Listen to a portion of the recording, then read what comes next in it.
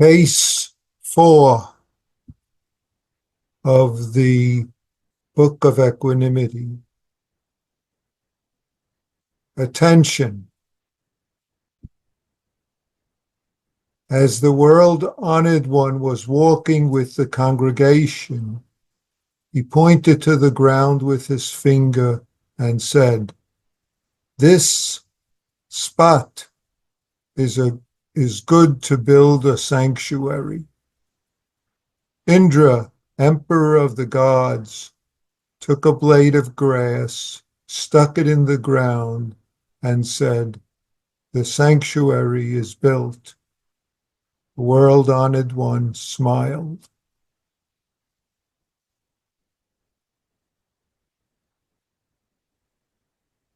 Very nice and simple case. In the introduction, the last sentences, who is this person who can be master in any place and meet the source in everything? Who is this person who could be master in any place and meet the source in anything? That's what our practice is. That's what our life is. So, the world-honored one, that means the Buddha, was walking with his assembly, and he points to the ground. This place is good for building a sanctuary, a temple. This place is exactly this moment of our life. Wherever we're walking, wherever we are, in whatever form, that's exactly the place for our sanctuary, our temple. It's exactly the place of our practice, this life as it is. That's the fundamental point of this case, of this koan, if we say it that way.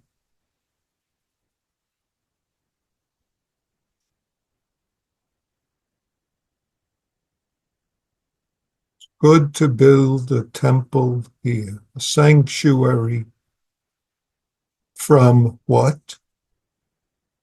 From all the dreams and stories that blind us to what's called for right here, right now. Very straightforward. Because whatever is called for right now is our life.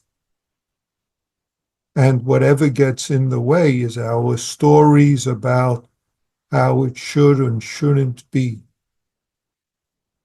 Whatever gets in the way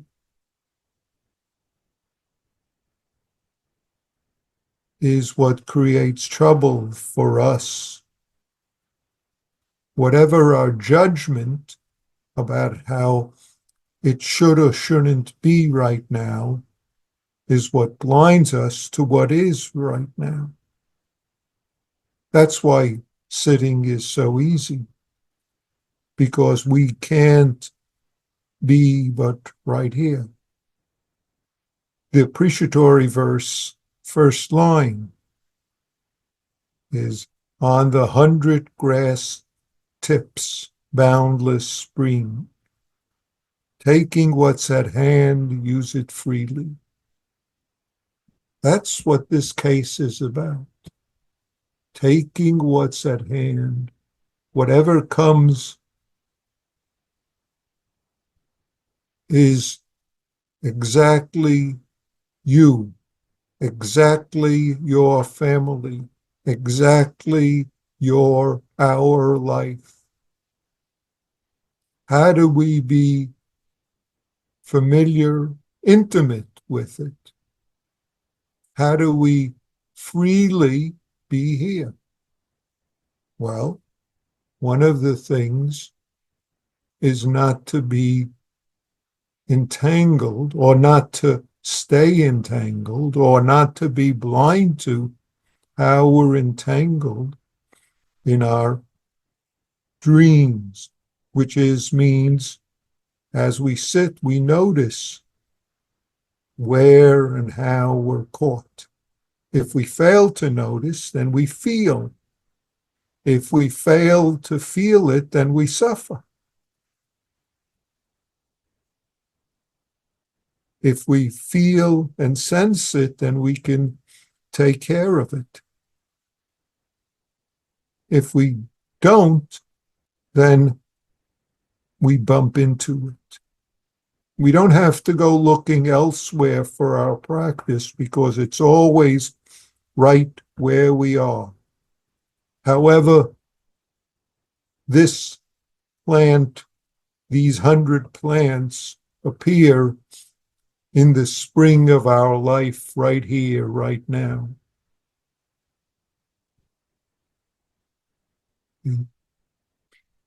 These 100 plants are the boundless spring of our life, the boundless moment of our life where we have to make good use of whatever's here.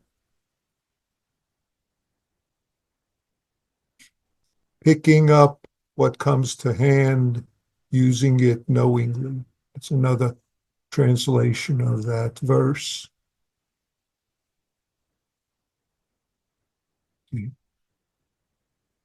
Picking up whatever comes to hand, and whatever comes to hand is our life. Our life embodied as we are, embodied as the universe is, which is our life. Nothing but our life is the universe. The life of the universe is ours, is us.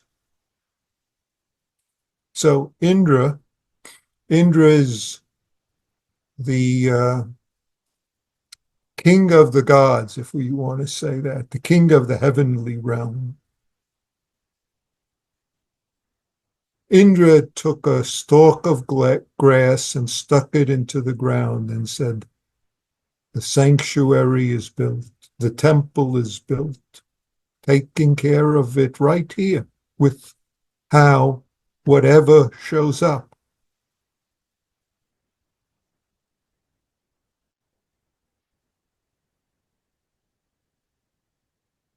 And not being limited by, oh, well, that's just a piece of grass. He means a sanctuary, a temple, like, and then tell our story what it's supposed to be like.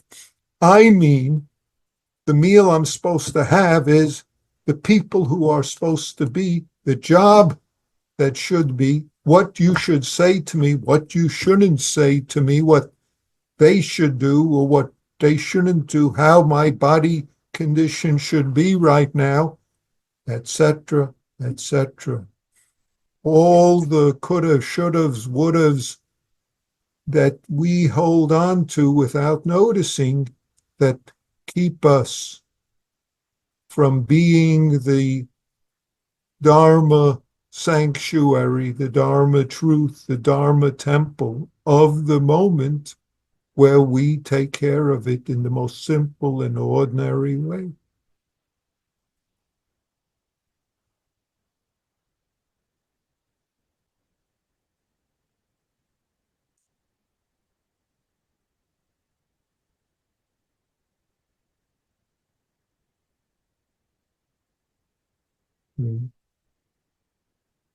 Very simple, but very hard.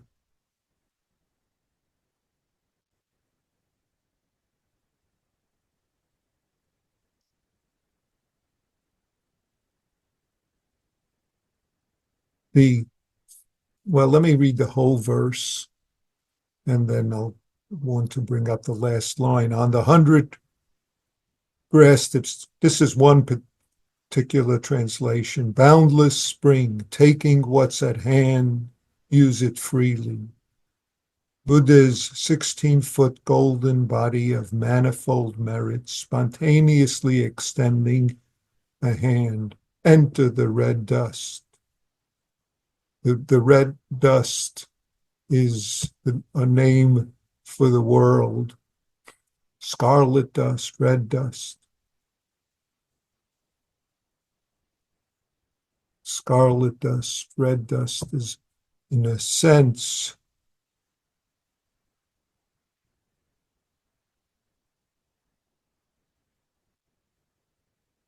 the world with all the complications of every sort. Complications of our condition, complications of the conditions of the world, economic, social, political, add them, all the others. Within the dust, be host. Meaning, you're the one who takes care of it. You're the one, if we use the word, masters all the conditions. That's what the Buddha calls for, and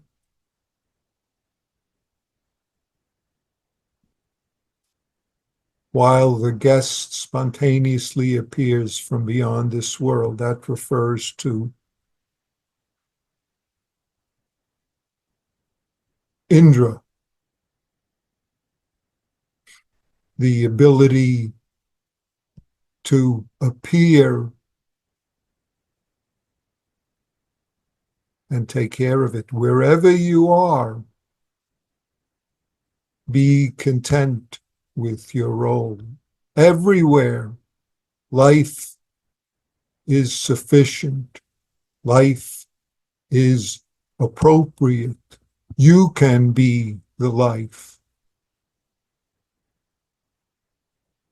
Everywhere, life is perfect as it is. If we don't get blinded by our stories of conditions, how it should be or shouldn't be, and therefore we then can act. We can act, quote the last line, no matter if one is not as clever as others, no matter if you, whatever you have, whatever you think, it doesn't matter if you think so-and-so is more superior, I'm inferior, so-and-so has such and such.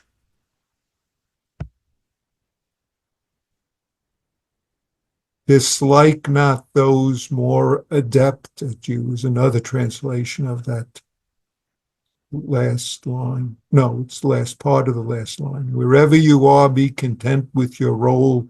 Dislike not those more adept than you. Dislike not those more adept. But you take care of, we take care of our life condition.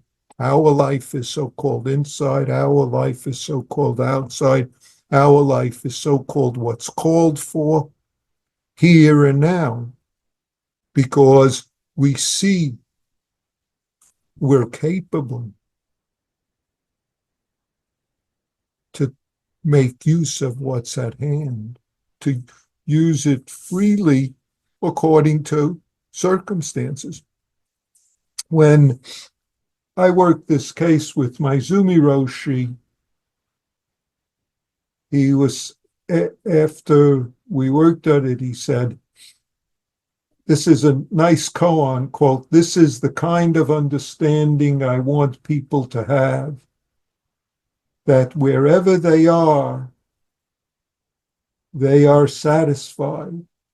Wherever they are is a temple, city, country, smog, clear, nature, mountain. Mountain is not needed for a monastery. everywhere we are, that's the end of the quote from him, everywhere we are is the perfect place for the perfect sanctuary for us to sanctify, if I use that kind of word, the life of the universe in our activity. We are the person to take care in any place, meet any condition we're capable of. As long as we're not blinded by some standards or ideas of how and what should happen, how and what should be or shouldn't be. A more elaborate translation of the last line of the introduction. I didn't read the introduction, but who is the person who can be master at any place and embody the principle in any karma?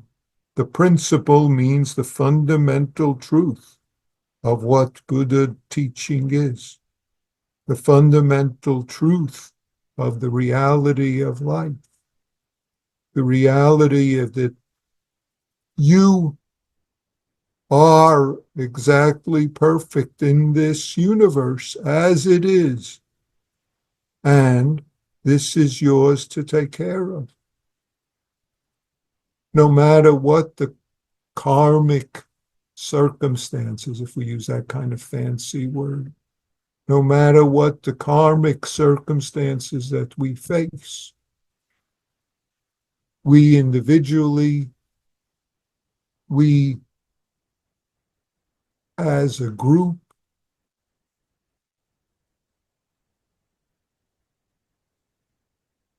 we can, quote, encounter and embrace the truth of the Buddha's teaching, the truth of the Buddha's awakening, the fact that being just this moment is available to us in everything. We can be the compassionate way in every circumstance, and yet we have to see if and when something gets in the way, how to go beyond that.